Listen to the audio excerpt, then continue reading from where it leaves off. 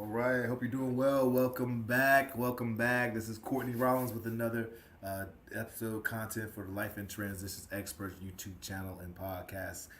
Please forgive me because this is actually I'm repeating some content that I did live on Facebook a couple of days ago, but I did not post on my YouTube channel or other groups. So I want to share it again because I want to make sure everyone or that you have the opportunity to see this. Also, you'll notice my voice is out. I'm having a little bit of cold here, but we're going to make it through. And this is an important topic to talk about today. So I'm glad that we're able to discuss this. Perhaps you're selling your property.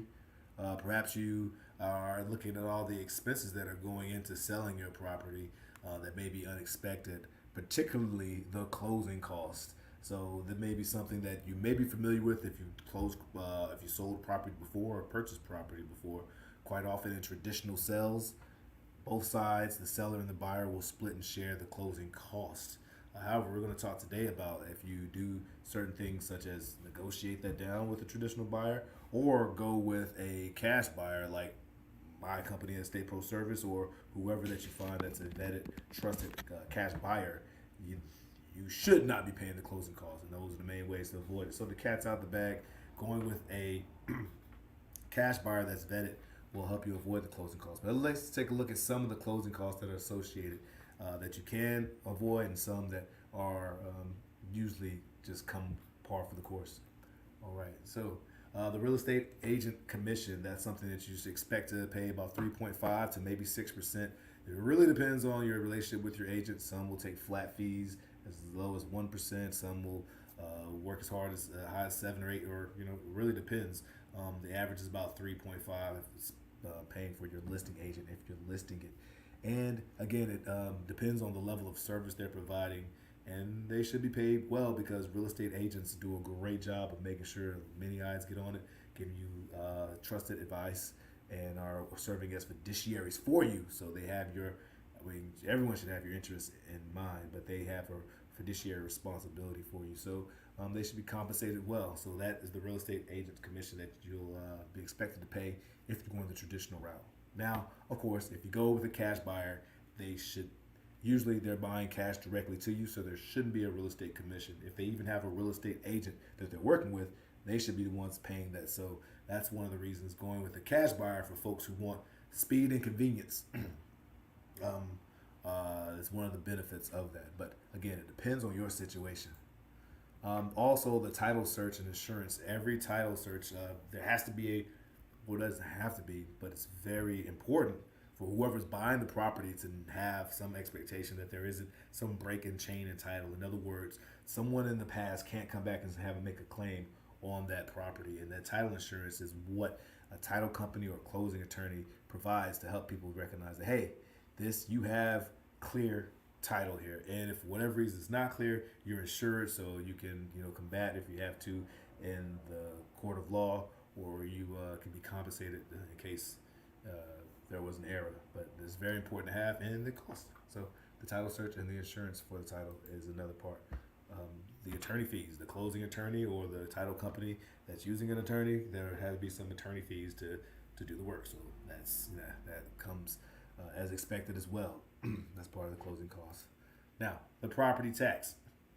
Now, this is something that most cash buyers have in their contract that, regardless of if they're paying all the other closing costs, the property tax is usually something that is paid from, the proceeds of the sale. You can negotiate. I have worked with sellers in the past, or where my company has agreed to buy the property, and pay for the property tax. It doesn't normally happen, but again, it all really depends on the deal, and everything's up for negotiation. That's legally up for negotiation, and that's one of those things. Home inspections and repairs. Now, if you have to do inspections and repairs for your property, that's something that will be on you. Now, home inspections can be charged to the buyer as well if they're going to do inspections, but you may want to do that so you can, especially if you're trying to fix it up to get top dollar. Again, that's another benefit of a cash buyer. They're going to be doing inspections at their own expense. They won't be doing repairs though, because usually properties come as is. But those are usually for like distressed properties or for folks again who want to trade speed and convenience, quite often for a discounted price. One of the benefits is not having to deal with inspections or repairs. And then the transfer and recording fees, those are also common part, of course. The state that you're in will have the transfer of ownership fees and recording the new deed. All those will be a part of the closing costs that usually sellers and buyers split. But again, if you're going with a cash buyer, you won't have to split that. Now, the mortgage payoff, that technically the buyer is paying that for you because it's coming out of the proceeds. I have had sellers who have been in certain situations where they've actually brought money to the table so that they can get this deal closed, so they can get this burden off of their hand. As much as $10,000 that they brought, but quite often, 99% of the time, it's the proceeds from the sale, from the cash that we provide. And that's in the same thing as a traditional sale. So the mortgage has to be paid off, or any liens or back liens or encumbrances are usually paid by the sellers. The proceeds. Yeah. So if you want to holler at us, talk to us. We pay all the closing costs, quite often with the exception of the property tax and I guess technically we do pay the mortgage, and I guess technically we pay the property tax because we're using the proceeds are being used to pay that, so that's embedded in the purchase price. But all the transfer tax, all that the stuff is definitely something that we pay that doesn't cut into your proceeds. Another thing to think about when you're working with the State Pro Service or any vetted cash buyer is that they should give you a no obligation, hassle-free offer if it fits their criteria. I don't try to force myself onto anyone. In fact, I quite often try to encourage people to keep the property or find some way to turn it into an asset for them as opposed to liquidating it, which I guess that could be an asset, but you can only do that one time. So no one should be trying to haggle you or high pressure sales at all, and I would be very wary of folks who do that. People have different styles. That's just not my style, and not many of the people I know who are successful or have a servant's heart out there style.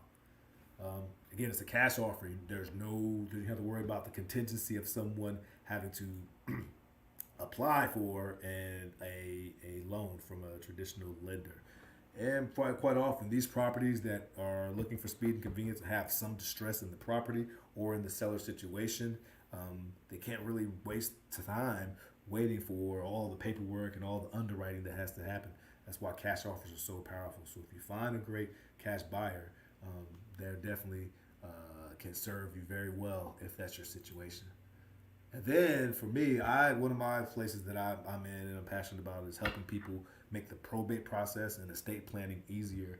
And so having an expertise or understanding of the probate process is so important. Now, I'm not an attorney or a financial advisor, not giving legal or financial advice, but I have been able to help people along the way navigate probate, where, for example, property several times happened, but recently this property that we're buying now, this person had several people come to them and make offers, but then once they realized the property to go to probate, they backed off. They didn't understand some of the intricacies and when and where you actually can buy a property in North Carolina. So having that type of expertise is so important. And there are some cash buyers out there who are probate specialists. If you find yourself with a person with a property, you find yourself with a property that needs has some related probate issues, you definitely want to find a probate specialist, because you may hear no, and quite often no is I don't know how to.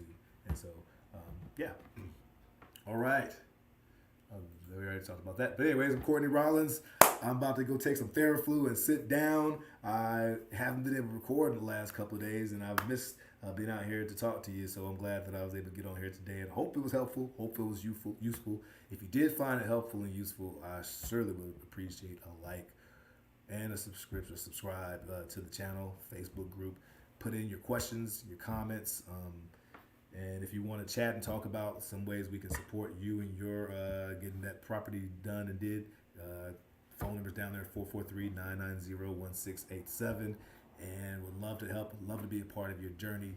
And until then, this is the Life in Transitions Experts YouTube channel, LITE. Let your light shine. Cheers.